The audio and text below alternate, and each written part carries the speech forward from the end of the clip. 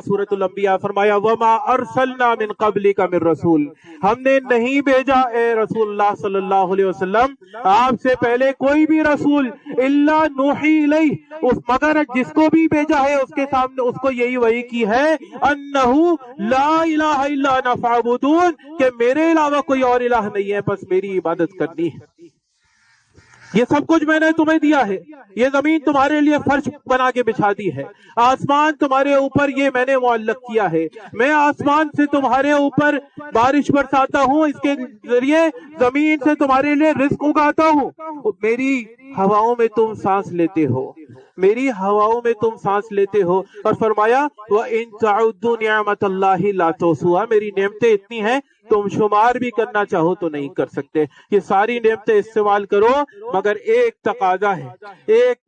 ہے وَلَا تَجْعَلُوا لِلَّهِ أَندَادًا، میرے شریک نہ مقرر کرنا، وَأَنْتُمْ تَعْلَمُونَ، اور تم جانتے ہو کہ میرا کوئی شریک نہیں ہے، تم جانتے ہو کہ میں اکیلا تمہارا خالق ہوں، تم جانتے ہو کہ میں نے تمہیں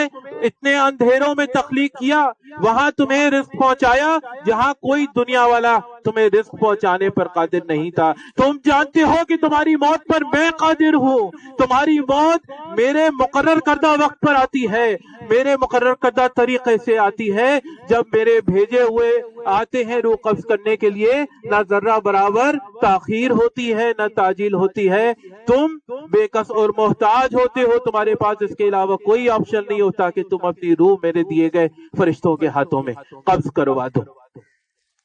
اور اس کے باوجود بھی انسانوں کی بدقسمتی ہے کہ وہ اللہ کے ساتھ شریک ٹھہراتے ہیں۔ دیکھیے یہود نے عزیر علیہ السلام کو اللہ کا بیٹا قرار دیا، کتنا بڑا شرک ہے، اللہ کی ذات میں شریک ٹھہرایا۔ نصارہ نے عیسیٰ علیہ السلام کو اللہ کا بیٹا قرار دیا، حالانکہ عیسیٰ علیہ السلام کی پہلی دعوت کیا تھی؟ انی عبداللہ، میں اللہ کا بندہ ہوں، لیکن نصارہ نے انہیں اللہ کا بیٹا قرار دیا۔ مشرکین مکہ نے فرشتوں کو اللہ کی بیٹیاں قرار دیا، اور آج ہمارے بھائی ہیں لا الہ الا اللہ محمد رسول اللہ بھی پڑھتے ہیں، اور مساجد سے آذان سے پہلے صدائیں لگاتے ہیں الصلاۃ والسلام علیک یا نور من نور اللہ، اللہ کے رسول صلی اللہ علیہ وسلم جو اللہ کے بندے اور رسول ہیں، اللہ کے بہترین بندے اور رسول ہیں، ان کے بارے میں عقیدہ دیا گیا ہے کہ اللہ کے نور سے جدا ہوا ایک نور ہے۔ میرے بھائیو، یہ اللہ کی ذات میں شرک ہے۔ اللہ اپنی ذات میں شریک ٹھہرانے پر کس قدر غضبناک ہوتا ہے۔ سورہ مریم میں فرمایا تکاد السماوات یتفطرن من، کچھ بعید نہیں آسمان پھٹ پڑے، وتنشق الارض، اور زمین شق ہو جائے، وتخر الجبال حدا، اور پہاڑ ریزہ ریزہ ہو جائے، ان دعوا للرحمن ولدا، کہ انہوں نے کہا ہے کہ رحمان کا بیٹا بھی ہے۔ ما ينبغي للرحمن ان يتخذ ولدا، یہ رحمان کے شایان شان نہیں ہے یہ بات کہ کوئی کہے کہ رحمان کی اولاد بھی ہے۔ مالک فرماتا ہے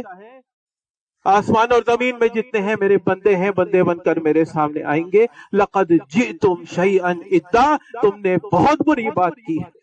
کتنا غضبناک ہوتا ہے۔ اور حدیث قدسی میں آتا ہے رسول اللہ صلی اللہ علیہ وسلم نے فرمایا یہ ذات کے شرک کے بارے میں اللہ اس کو کیا سمجھتا ہے؟ اللہ کہتا ہے شطرن ابن آدم،